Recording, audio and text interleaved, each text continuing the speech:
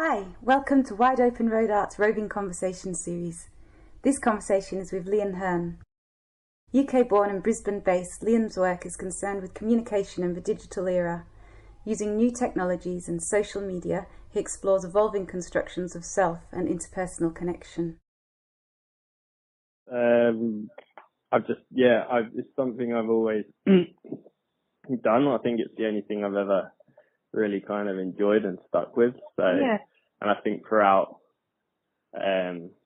school and stuff, that was kind of my thing. As I guess most artists, that's the case. And so then I come to the end of school and it was kind of like, what am I going to do? And then just went to uni and did art. And that was not really because I had any kind of thought of being an artist, but that's literally, I was like, what do I do now? So I just thought, I'll just continue doing this thing I like doing. Who knows where I'll go? And then, just did a couple of years after uni trying to exhibit stuff, and I was more of a performance style artist then. That's interesting. Yeah, so it was kind of more on the comedic side, so it was kind of like a mix, I guess, between kind of not necessarily stand up, but like physical comedy mixed with more performance art, because it was a bit more left field. It wasn't necessarily a narrative or stuff like that. It was very participatory, so I'd get the audience involved in things. And then anyway, I did that for 2 years, but I wasn't really making any money, and I was doing kind of really rubbishy part-time jobs and things. So I was like, I do need to get some money. So then I ended up becoming a teacher and going down that path. So an art teacher. Yeah, still an art teacher, and I do workshops and stuff like that down here in Queensland. Right. And I mean, so then I've done that, and I guess when I started teaching, because this was in England still, so I was doing that for a couple of years, and the art just dropped off because the first couple of years of teaching were so hectic. If you want to do any good at it, you have to kind of dedicate yourself to it. And then, I met my, now partner, now fiance, but I met her, she was living in the same town as me in Watford. Right, is she Australian? Yeah, she's Australian. Oh. And then, it was just, with her for a few months, and then she kind of broke the news that she was going back to Australia. And then I was like, oh, okay. And then, anyway, ended up coming with her. So now out here, and I think for the first year or so, I didn't really do any art. Again, I just wanted to kind of sort my life out. I was because I was on the holiday visa and everything. So once I got that sorted and got myself working in a school again, then the art slowly crept back in, and I managed to start exhibiting. So how do you find it exhibiting?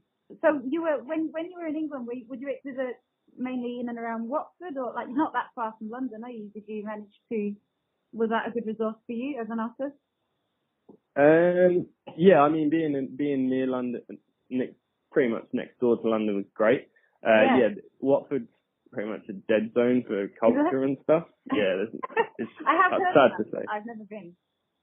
Yeah, it's not the greatest place. I mean, it's nice, but if you want to do something creative, it's probably not the best place to be. And it kind of got to the point, like, it was good that I was near London, but I was almost too far away still. I wasn't in London, which is, so I kind of always felt a bit like, I wasn't with the in crowd. I'd go to all these art things, and I'd be going like to East London, all the hipster type things, and it was kind of, they saw me as a bit odd because I was from Watford, I guess. But it was definitely, I showed in London, but I mean, I tried to spread it about a bit. I went into the north of England and the Midlands and stuff, because there's a lot of cool stuff going on up there. Everyone just thinks it's London. But I did a few things like Manchester, Nottingham, Liverpool and stuff, and tried to spread my, when I went to uni, I just kind of, we didn't really have, I mean, my school was alright, but the art department wasn't anything that great, and we didn't really get shown anything other than painting and maybe making stuff out of like paper mache or something. That really wasn't that great compared to what they do now. But I mean, my teacher was really encouraging and stuff. But so when I went to uni, I kind of literally just did painting still, and I wasn't Hertfordshire, so I didn't go anywhere too far away. I was in Hatfield, which is even worse than Watford creatively. So, but I wanted to stay close to home. I had a girlfriend at the time, so it was probably like something I really regret that I stayed. But, you know, I'm happy with where I am now, but I'm thinking, oh, you know, who knows if I'd have went somewhere else, who knows what would have happened. But, like I stayed in close. And anyway, I really enjoyed it. But the good thing about being there is like, I just got shown that like so many more things could be art rather than just having to be a painting stuff, you know? Yes, good. Yeah. And so we just did a workshop in the first few weeks of my degree, and it was just like a performance workshop, and it was just like you got given some words at random, and then you had to like make a kind of some kind of performance out based on these words, and I just loved it, and I was just like, oh my god, we can do this. This is allowed. This is art. Like I can just kind of muck around and have fun, and like they were like, yeah. So then that's kind of what got me into it, and just that when I came out of uni, obviously I'd no studio, staying back at home with mum and dad and stuff, and I couldn't really make any like physical stuff there. So it's kind of like, well, if I do want to show work, I'm gonna just kind of have to use myself. Yeah. So that kind of was that reason I stuck with the performance for quite a while as well. Yeah. What about being in Queensland now? Does that feel? I don't know much about Queensland. How does it feel culturally up there? It's Brisbane, right? Yeah, Brisbane. Yeah, like I really like it. Like it's just the vibe of the place is really nice. And I mean, obviously it's no like Sydney or Melbourne. There's not like tons of galleries, but like there's quite a few decent ones. And yeah, I just because in London it was like very competitive. Like not a lot of people wanted to really help you out, but I feel like here everyone's really helpful. And in Australia generally, there's not that kind of weird competition. Yeah. And like also it's kind of to be here and to be an artist is like, I guess, still kind of, interesting. Whereas if you went, like someone like East London said, oh, I'm an artist. It's like, yeah, everyone is, like, you know what I mean? It's like, Yeah. So it's nice in that way. And I mean, just like, I don't know what the reasoning behind it, but I seem to be enjoying a bit more success out here in Australia than I did in England. But that might be to do with also like kind of just more maturity and more dedication, I guess. But yeah, coming out here has definitely benefited me in my art practice, I would say. What's happening with your practice at the moment? What's been going on? So ever since Selfless, the stuff that I exhibited with you guys, and there was a project just before that called Meme and stuff. They were just the very first things of like just the whole long kind of work that I've been doing. That's basically exploring human nature or the human conditions, how we act and how we kind of show ourselves to others, but how we do this online, because obviously now most of us are living like a good chunk of our life online or using online things to function a lot.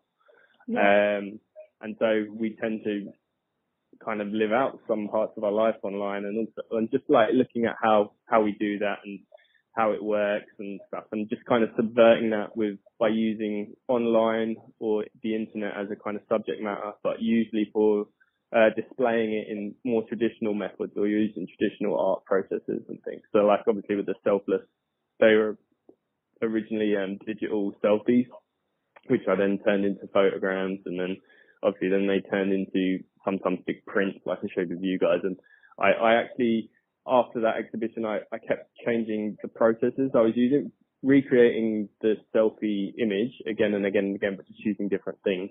And then ended up having like a solo exhibition of all the different kind of processes I'd experimented with that. And I mean, ever since then, I've kind of, just been exploring different facets of social media and the internet, and just in different ways, I guess.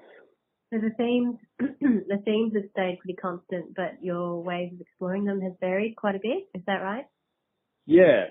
I've kind of really tried to approach it in different aspects. One, to keep myself interested, and one to keep a viewer interested. I want to like, hopefully and hopefully I'm arranging it for next year. Not quite sure yet. I haven't completely confirmed it, but hopefully having almost like a mini retrospective, because it's only a retrospective of the last maybe 4 or 5 years. But just of all the different ways I kind of looked at this subject in one show.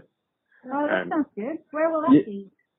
Hopefully in Brisbane, in a gallery called the Third Quarter Gallery, which is quite a new gallery.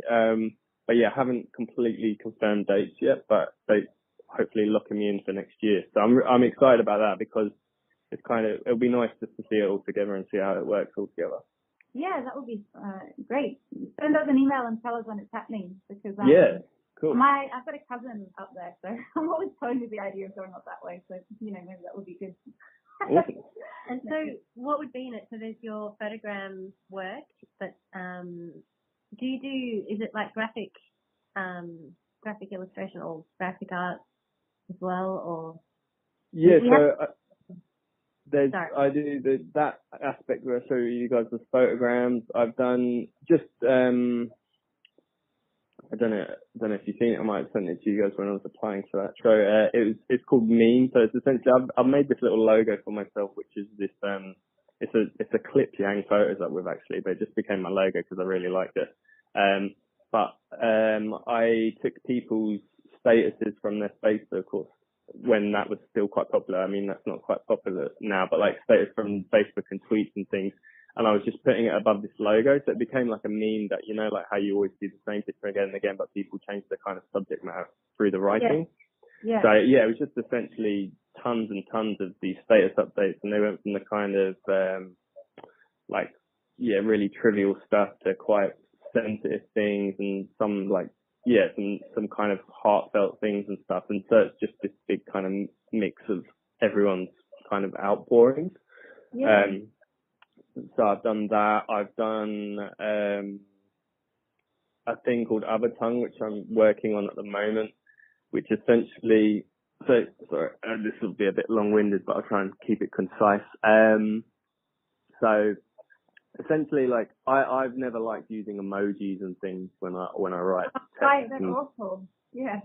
Yeah, I just kind of always find them, awful. Yeah, awful's a good word. Yeah, I just don't like using them. It's weird. And then all these words always come out like, I don't know, like things like BFFS and like Throwback Thursdays and all this rubbish. So I'm always like, all this stuff doesn't really apply to my kind of like life. I just feel like it's not for me, it's for young people. So I kind of came up with this idea, well, let's make a language, let's create a language. But I didn't want to just create one myself, because I thought, well, that's kind of not very interesting. Anyone could do that. So then I got into this, I did a residency at this place in Brisbane, and I just asked people for their favourite words to give me. First of all, I said, can you just give me your favourite words, or a word that means something to you? So they all gave me these words, and I wrote them down on a piece of paper and put them in a box. And then I invited people to come into the space, and they would take a word at random out of the box, and then they had to draw something to symbolise that word. It doesn't necessarily have to be that, but it could be anything. So this was over the course of a night, and I got probably over 300 drawings or something, which was really good. Yeah, it was a really busy event. There was other things on at the event as well. Yeah. So then my residency started. So I took these pictures, and I simplified 100 into symbols. So I just took parts of the pictures I liked. So kind of basic symbols, and not necessarily a drawing as such. And then I took the 100 symbols, and then I went out into Brisbane and just kind of on the weekends and stuff went around spots where I knew there'd be loads of people, like the city and the South Bank, stuff like this. And I would just go up to them and say, hey, what does this look like? So they say the first thing that comes into your head.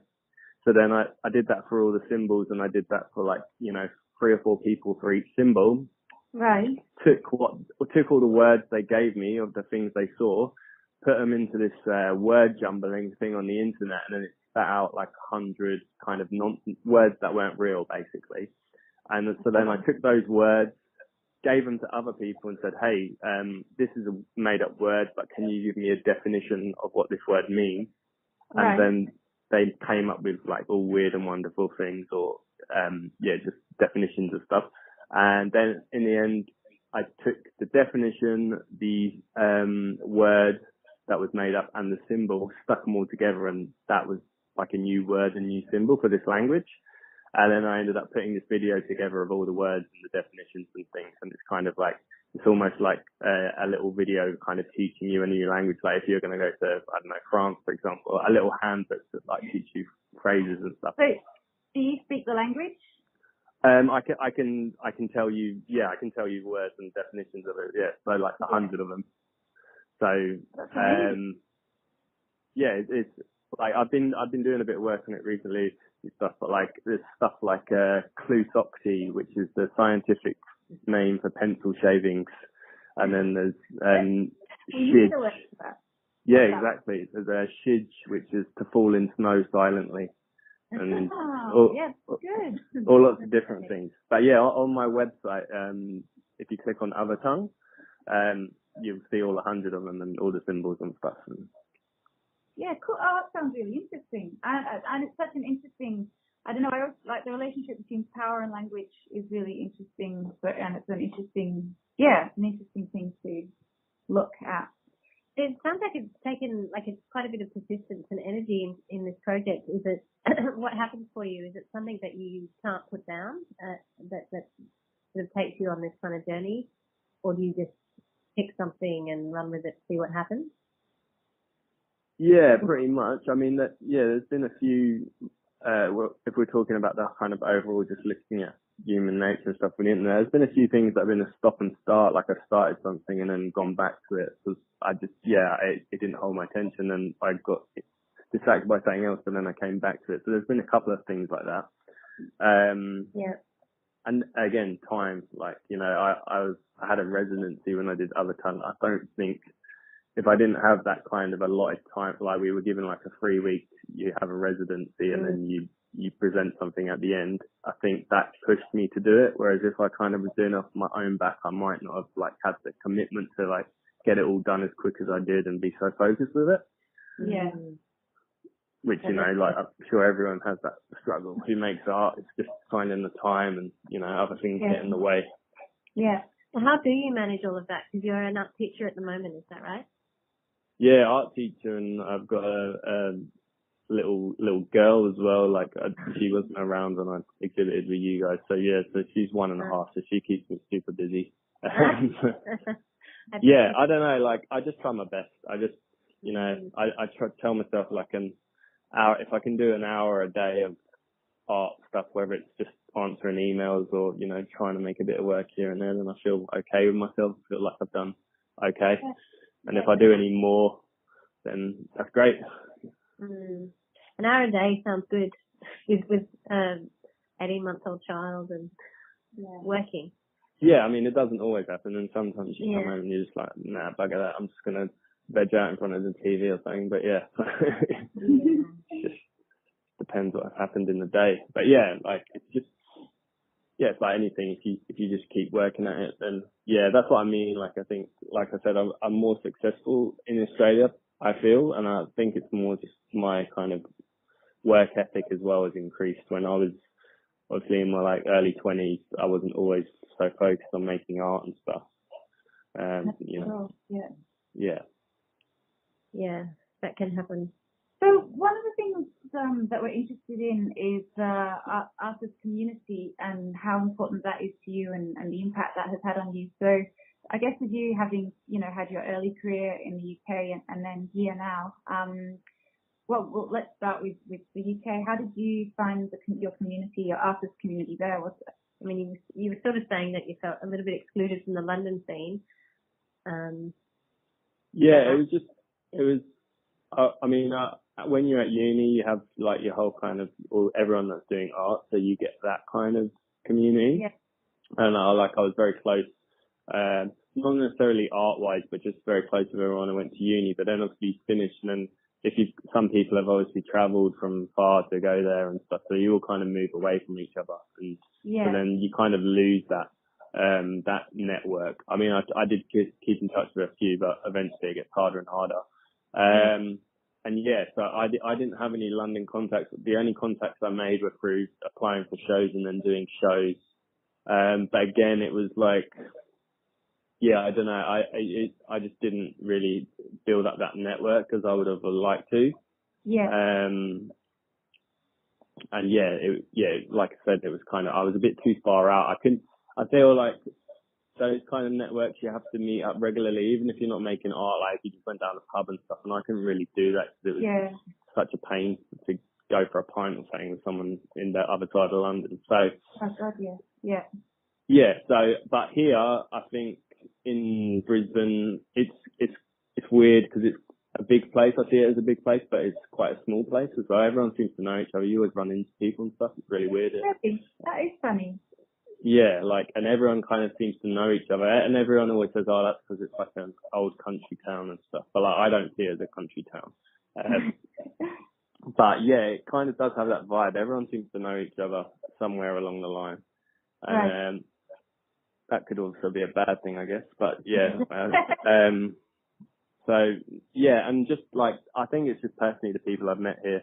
I work for a not-for-profit group called Hands on Art, and we do workshops for kids and stuff and do things in the community, and we're a not really tight group and help each other out and stuff. And like where I work, I like said when I took the job, like I am an art teacher, but I'm also a practicing artist, so my art's really important. So they'll understand. I'm quite lucky that I can take time off to do exhibitions if I need to, not loads of time, but like I can take the odd day off here and there to install something and things, and you know, they're really supportive, and I can go in on the weekend and use the classroom as my studio rather than having to do it at home and things like that. So yeah, it's just supportive, and I didn't really have that in the UK. That sounds incredible. How would you describe the relationship between your work as an art teacher and your practice? Like, is it that is there a sort of hierarchy between the two, or do they just complement each other, or how do you make it work in your mind and also practically? I mean, I guess I value my own practice more. Like, I don't know, it's just because it's mine, I guess, and it's just something I've always wanted. Like, you know, it's kind of my aspiration. But I guess in that sense, it's kind of at the top in terms of hierarchy, how I judge it. But I mean, yeah, like, teaching is an important job, and I think I'm very kind of lucky that I've kind of made a career out of it, and I see teachers every day, and I think like, oh, you're like really amazing, like much better than me and stuff, like, and I see the value they bring to kids and adults alike and stuff. So I mean, I value it as a job, and I think it's a great job. And like, my partner's a teacher, she's a primary school teacher, and she's like amazing. She's like one of the best teachers I've ever seen and stuff like that. So like, yeah, I mean, it's a great job, but it's just personally, like, my main aspiration in life is kind of, I don't know, I've got this kind of obviously idyllic dream that one day I'll be like, you know, a real world famous artist, and that kind of keeps me at the practice, I guess, you know. But no, yeah, like, they're really valuable, and I think they do definitely influence each other. I mean, the only reason I started doing photograms, it wasn't like because I suddenly thought, oh, I'm going to do photograms. It's because the school I worked in at the time had a darkroom. And I was just kind of doing all this darkroom stuff with the kids, and then I was just like, oh wait, that thing I'm working on at the moment, maybe I could do that with photograms, and that's how I kind of led that in. Yeah, that's great. That exposure to different stuff that you probably just wouldn't have got at home. Yeah, and just also, you know, you could be doing something like really, just using certain things you're using with the kids, and you're just like, after school I'm gonna try that on that project I'm working out and stuff, you know. Yeah. Sounds great. I can imagine that's not always the case for art teachers, that they're like that you would need to sort of practice putting up a boundary between your work and your own practice in order to, you know, to maintain that part of yourself and that part of your life. Oh yeah, I mean, there's different approaches, and like I was still doing a bit of performancey stuff when I first started teaching, and like that wasn't like really. That didn't really go hand in hand with teaching and stuff. I actually because some of the stuff I did, I mean, it wasn't like obscene or anything, but it was more kind of adult in nature, like more like adult humor and things, maybe. And so that, and obviously it's like people document your work. And when I was an artist, it was like, oh yeah, I'll put all that stuff up online and stuff. But then suddenly you become a teacher and you're like, oh, wait a minute, I can't have like some 13-year-old kid looking me up online and finding me doing some really weird stuff. That doesn't kind of sit well. Yeah.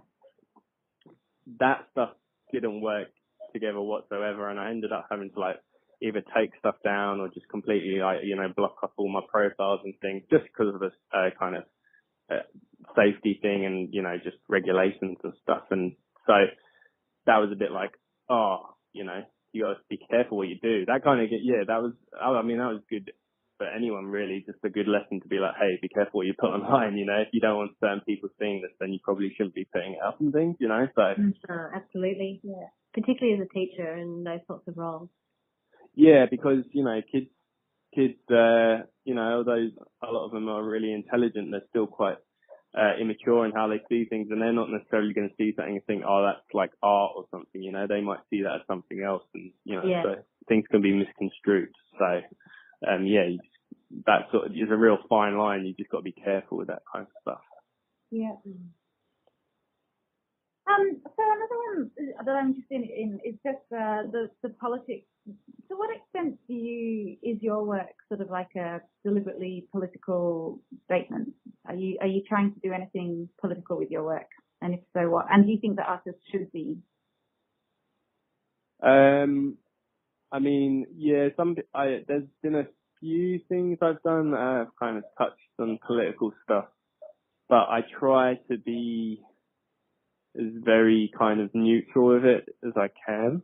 Like, I don't try and push an agenda if possible. I mean, I'd see myself as obviously someone who's, I'm artistic and stuff, and so I've got more of a liberal background and stuff, but I don't necessarily like think all more conservative thinking is bad and stuff, you know. I don't really want to kind of say this is right and this is wrong, so I try and keep it as very, I might present something that's being talked about politically or in the public eye, but I'm not necessarily giving a view on it either way. Okay, yeah. Which I quite like, because then I think it can be quite challenging in a way, because if someone like just tells you something like, oh, this is this, or I'm against this, it's a bit like, okay, well, that's your point of view. You're not really, even though you're kind of presenting an argument, I don't think it's necessarily challenging. Yeah. So having the kind of middle or the grey area, I think is quite interesting. But I mean, yeah, I definitely think there's some people that should be, artists should be tackling political themes, but I don't know, it's just that kind of whole, just the way you go about it. And also just as well, like, I mean, although obviously politics touches all of our lives, I don't necessarily think that certain things that it would be much use if I commented on, like, you know, it doesn't, I don't know, it kind of, or not fake, but you know how like some people maybe comment on certain things and it doesn't really like not affect them, but yeah, I don't know, like it's just probably not as heartfelt and stuff. Yeah. And also you've also got like that kind of, what's the word? I can't remember. When something's opposite to something, the dichotomy, maybe that's a good word to use. Like when you get these big artists who kind of make these big political statements, but then they're kind of, because they become so big, they're almost become what they're trying to kind of say or speak against. Sort of polemicists who try and get, they get noticed because of what they're saying and sometimes to go to extremes. Is that kind of what you mean? Yeah, but then also they kind of become the people they're kind of having to go at in the first place. Oh, you know? yeah. Yeah, and stuff like that. I mean, like, obviously I'm not in that position, but yeah, so I just think it's kind of, doing political stuff is great, but then, like, I don't know, there's probably problems with it as well.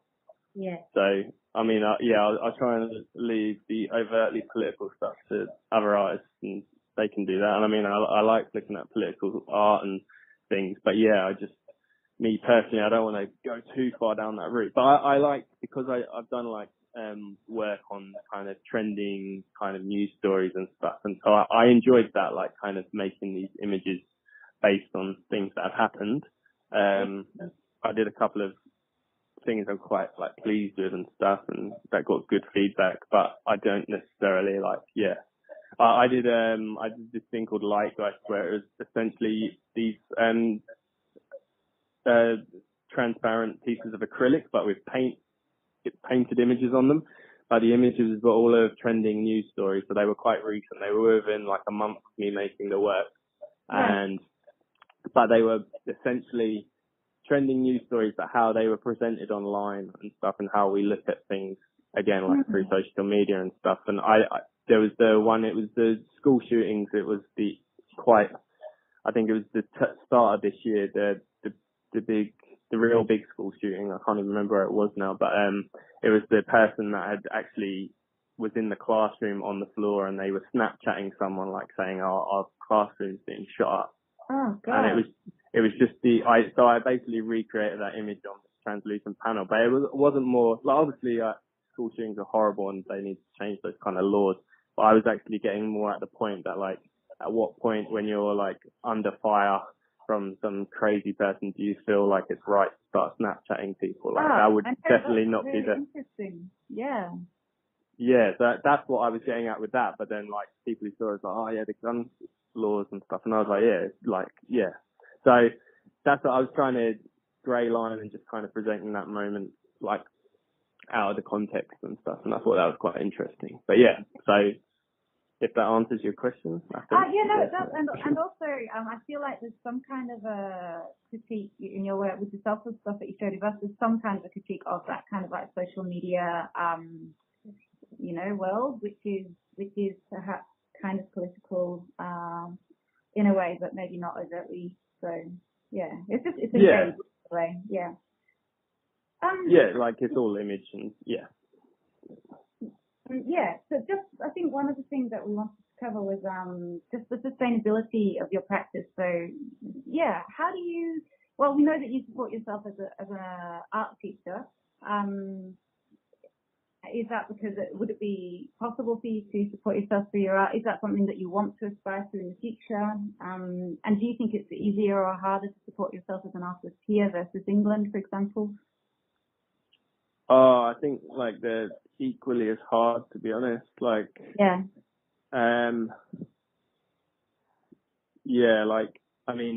the whole reason I went into teaching, it wasn't necessarily like I thought I was gonna, like, I really was dying to be a teacher. I did it because I knew like it was a steady income, and it was because I wanted to be an art teacher. I thought I'd enjoy that aspect of it, but then obviously doing it, I did enjoy the other aspects of teaching, but and grew into the role more. But I think, it's good for me. As teaching's great because you get paid quite well. Obviously, some people don't think teachers get paid enough, and I probably agree with them. But like, you get paid well, and you get those holidays, which everyone knows about. But they're a great time to make work. Yeah, absolutely, yeah. So especially like now when we've just come into the Christmas holidays, which are a good like 6-7 weeks, that's a great time to make work. And I do jobs for other companies and do workshops and things, and obviously now and again sell stuff, probably not as much as I'd like, but so I get a bit of extra cash. But I could definitely not live on the extra stuff I get. I definitely would need a job, or like a day job, quite a well paid one.